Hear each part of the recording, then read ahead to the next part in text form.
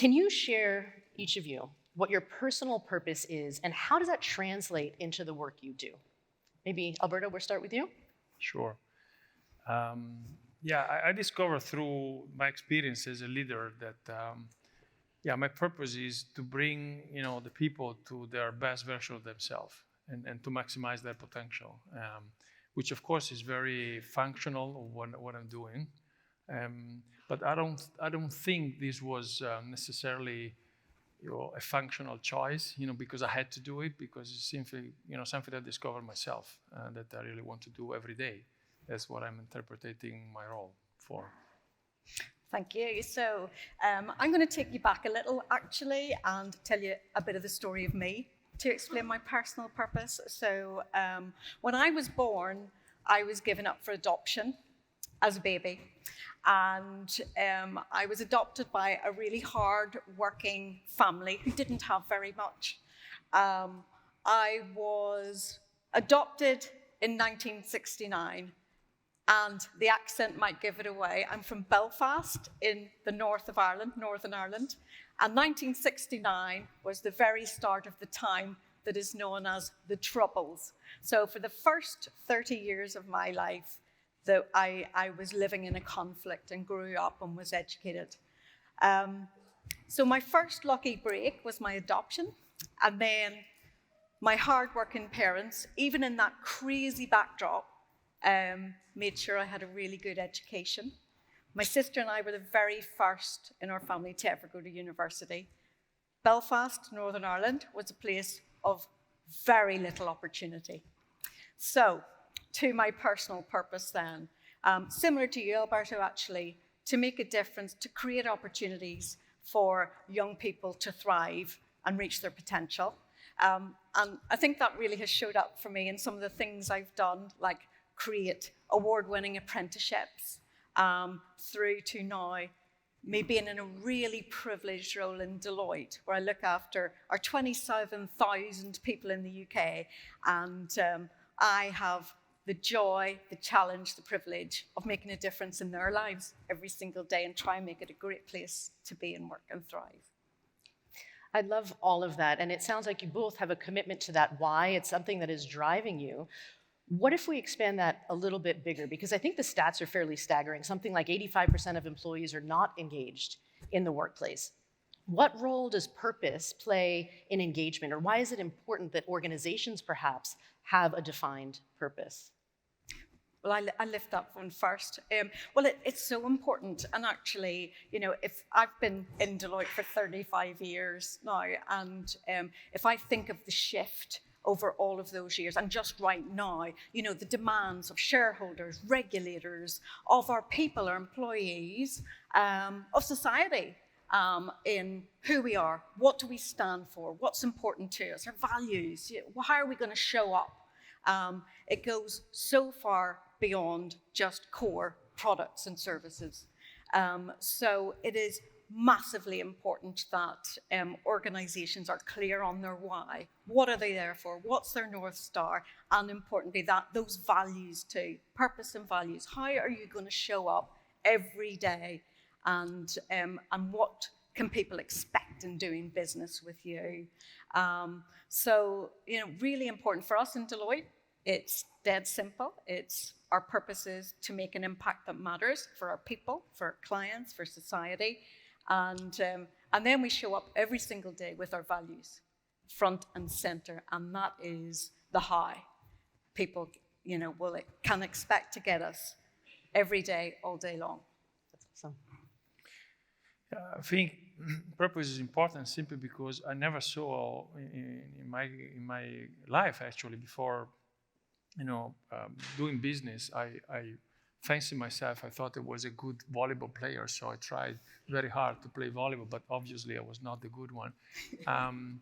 But I never saw in my entire life anybody trying, to engage in any kind of activity with the intent to have, a transactional-based kind of relationship with either the employer or any other counterpart.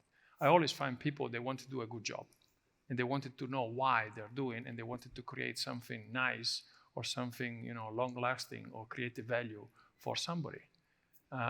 So in a profit-oriented organization like a company, I think there's no difference. I think people, they want to know why they are waking up and they're showing up every day, and no matter whether you're the CEO or you are interpreted in the most humble job in an organization, everybody wants to have a reason. So that's natural, I would say. The second thing, in my opinion, why the purpose is so important, because in an organization, of course, there are a lot of conflicts. You're referring to the macro environment about regulators and general stakeholders. I don't think it's just the shareholders view or whatever, but the more the economy is becoming complex, the more I think the pressure is coming. And you're referring to the North Star. To me, is the purpose is as Michael said it very clearly, is not everything, but is very useful because it's giving you a direction. Probably you will never, actually, if it's a good purpose, you'll never reach it, but it's a point for you every day to say, okay, am I doing the right thing? Am I in line with what I wanted to achieve? And that's very useful in an organization because you have a lot of derailment, you have a lot of failures, you have a lot of points where you feel that you're not doing the good job, and having something that is up there guiding you in the hard times is vital. I appreciate that. And I know that you said there are so many stakeholders at play in organizations now. And I'm sure maybe somebody else in addition to me has also heard, though, there are some organizations and are some leaders who are still resistant to this idea of putting purpose and well-being of their employees and of their organization first. There is that shorter-term mindset. What would you say, what would each of you say to other leaders or organizations who have a little bit of resistance, who don't fully understand what it means to invest in putting that North Star, that sense of why first as a guiding post? There's lots of evidence, isn't there? But what I'd say is you're not going to have the best business, and it's not going to be a thriving business of the future. And you can, depending on your mindset, you can look at all that evidence or just listen carefully to your people, your shareholders, your stakeholders, your employees. But it is not a thriving business and one that will pull through readily into the future. So, if you want to lead through a withering business, then, ignore your purpose at your peril, I think. Yeah, I fully agree. I mean, the evidence is right there. If you go into any level of academic evidence, it's very clear that the purpose of the organization has better people retention, better engagement, which is driving, more happier customers, and definitely, higher level of, top line and bottom line profitability and whatsoever. So the economic evidence is there. And for those who are practicing, every day, is quite obvious. If you don't have a purpose, as a leader, you're not going to be able to convince the people to follow you. So if you're not able to lead the organization, that means you're not going to achieve, your goals. But your question is particularly relevant for me because I move out from a public company where the role of shareholder is a little bit more distant and walk into a private equity environment where the role of shareholder is very active. So I'll let you know more, in the future months and years. But my impression is that is a common, let's say, understanding for everybody in the world that you need to have a purpose in any kind of situation. Not because it's nice, but because, it's important for organization to achieve goals. It's so true. Well, then if it's something that, I think we're in agreement that it is something that organizations, certainly ones that want to thrive, will put at the front of their work, what is it that people, leaders, personally, and also organizations are getting wrong about purpose? What are some of the myths that we need to dispel? Well, for me, it is, having purpose at the very core. So is it really your North Star? And many organizations perhaps who are learning or haven't done so well, perhaps have it as adjacent to the core of the business or as a bolt-on, or perhaps just a little bit of jargon round the edges. And all of those examples, mean it isn't core. It isn't the thing which is your North Star, which anchors you every day, that you believe in, that your people believe in, and that they believe that you will lead them through. And it's not how you're going to show up for your customers or your people. So people who perhaps aren't or are on the journey, if we're being kind, it needs to get to the very core of their business strategy, how they show up, how they do their work. And I think there's also the other thing that we get a bit confused about is the myth that that profit and purpose is mutually exclusive, which isn't the case. Profit with purpose, will create great thriving careers and businesses where people will do well, and you'll pay your people well, and you'll create jobs. It's a better way of doing business. Alberto, what about you? Yeah, I agree with you. The point to me seems obvious, but I'm associated to masters of economics, but to me is like economics is about a social science. Social meaning is people to people, okay? And if you're not able to build a relationship with your vendors, with your people, with your customer, etc., there is no economy. So back to your point, what are the, let's say, myths or what are the mistakes organizational? First of all, purpose is one of these things that is very fragile, because to some extent it's easy. You write down a sentence, or you're following the manual, or it needs to be very inspiring, needs to be something very futuristic, something that is really creating an emotional bond with the people, and it's easy. You write down a sentence, that's it. Well, the mistake that I saw many times is that it's like a word like "I love you" is simple, but the important is not the words they're using, is the act that is following that. So the mistake is not choosing a right purpose, but is really believing that this is just a word. I'm just exaggerating, but sometimes the tendency in the business world to say, okay, we have the purpose now, let's get back to business. Like purpose is here. That's it, done. Done, let's go. And that is, unfortunately, what many organizations do. They don't take it seriously. The purpose is really, okay, well, from now, I need to act very consistently. And the courage to believe that if you or me were not acting, we need to have a serious conversation, because, it's a commitment. I think Dr. Murthy said it, okay, the society will develop only if there is a moral, let's say, agreement among the people that I commit to you and vice versa, that we follow principles. And I don't see like a business any different from that one. If I want really the purpose to drive the organization, I need to make sure that I protect the integrity as a leader, and I make sure that everybody is really meaning when he's saying that. So every time that we do something, that we talk, that we correlate, we need to have that in mind. Otherwise, we are creating more damage, because actually, it's simple but very powerful, because everybody will recognize we are really lying. So it's like exposing myself, and I commit myself to the audience of many stakeholders to say, hey, you can judge me whether or not I'm following. So that concept of sincerity and authenticity to me is coming very close to the concept of purpose. Yeah, and it sounds like it's the leaders, but also infused through the organization, so at different levels of management to everybody who's involved in the organization. But it's a matter of role modeling. I cannot expect my people to act if I'm not interpreting that. And as we all know, communication is very little about what you say, is much more what you do every day. And that's why, for me, purpose and values, that they together are that North Star, the why and the how, and the tone for the top. Totally agree, Alberto. Is absolutely key, but it has to go through the whole organization. The culture is massively important to get that right. I appreciate so much of that, and it also feels like then we have to make sure we choose our leaders with care, and then figure out how to infuse that through the organization. And so to that end, I wonder, it's still a business, they like to measure things, they like to know, how do you know when you have a successful purpose? Are there key performance indicators? Are there signs? What would you look to? What are the, when you're in an organization, to know whether you are successfully meeting purpose?